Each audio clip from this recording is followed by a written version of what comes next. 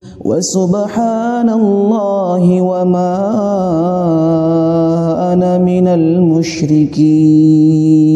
Yani sunnah ketika berpuasa. Jadi kalau saya sebutkan sunnah ketika berpuasa, bukan cuma di bulan Ramadan, tapi seluruh puasa. Baik itu puasa sunnah, lebih-lebih kalau puasa wajib. Yang pertama, yakni mengakhirkan sahur. Tahu mengakhirkan sahur, Pak? Jangan terlalu cepat orang makan sahur. Ada orang makan sahur itu jam 2 subuh.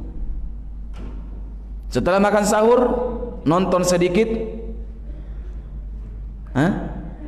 tidur. Tidak salat subuh. Padahal yang dia lakukan puasa sunnah umpamanya. Kebablasan sampai jam 6. Ini juga diantara hikmahnya supaya kita bisa menjaga waktu-waktu salat. Dan ini sunnah dalam berpuasa, yakni mengakhirkan waktu bersahur. Ini juga sebagai koreksi, ya, sebagian kaum muslimin yang mungkin diedarkan di masjid, dari masjid ke masjid, adanya waktu imsak. Ketika ditanya apa itu waktu imsak katanya waktu terlarangnya makan dan minum. Sahih?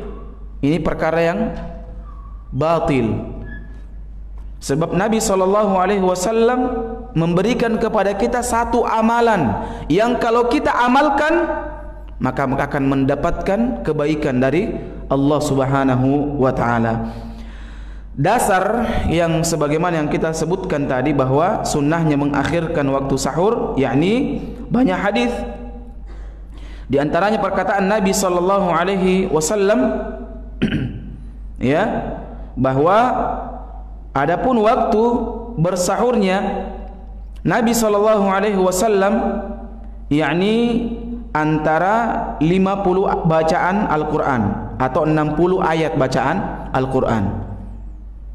Ya, 60 ayat bacaan Al-Quran. Tidak pelan, tidak terlalu pelan dan tidak terlalu cepat.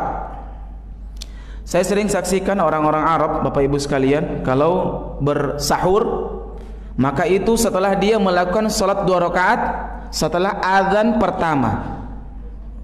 Tapi kalau di sini kan cuma 1 kali azan, Pak, subuh. Ya, di Saudi itu antara azan pertama dan kedua itu waktunya sampai 50 menit. Azan yang pertama. Jadi kalau pergi ke haji atau umrah, jangan ke salat, jangan ke bilang ih terlambat makayanya ini azan mi orang. Tidak, itu azan pertama di waktu subuh. Ya, naam. Nabi sallallahu alaihi wasallam disebutkan dari Anas, dari Zaid bin Thabit radhiyallahu taala anhuma. Beliau mengatakan, tasahharna ma'a Rasulillah sallallahu alaihi wasallam, thumma qumna ila shalah. Sahabat yang mulia Zaid bin Thabit radhiyallahu taala anhu pernah bersahur bersama Nabi sallallahu alaihi wasallam. Jadi ini sunnah juga, Pak. Apa itu? Sahur bersama. Tapi jangan di jalan sahurnya. Jangan begadang sahurnya. Ya. Sahur mungkin ada undangan dari rumah ke rumah, ini sunnah. Biasanya kan orang makan subuh itu, Pak, malas makan subuh. Tapi kalau ada temannya, ini biasa semangat makannya, Pak. Entah karena tidak mau dilumbai atau memang tersemangatkan. Jadi panggil teman tak yang kuat makan supaya kita terinspirasi juga mau makan subuh. Nah, ini Zaid bin Thabit pernah sahur bersama Nabi. Ditanya beliau sama Anas bin Malik. Setelah beliau mengatakan, qultu kam kana qadru ma bainahuma. Kira-kira Zaid bin Thabit berapa jarak antara sahur Nabi dan azan yang kedua, yakni azan fajar shadiq? Akhirnya Zaid bin Thabit mengatakan 50 ayah, yakni sekitar 50 bacaan Al-Quran. Orang dulu, Pak, belum tahu yang namanya menit.